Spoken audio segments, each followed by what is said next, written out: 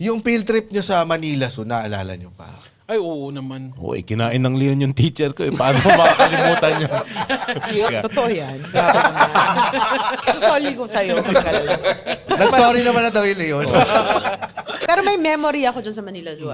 Nung time na ng daddy ko mayor, sabi niya sa akin, gusto ko pa-partyin ka for debut. 18 years old. Gagastos daw siya dahil ako na lang ang huli. Ako yung youngest eh. Alam mo yung pinili ko, ipasara ang Manila Zoo para papasukin lahat ng mga bata sa labas. Para ma-enjoy Saan nilagay yung mga hayop? Nilabas yung mga hayop nila.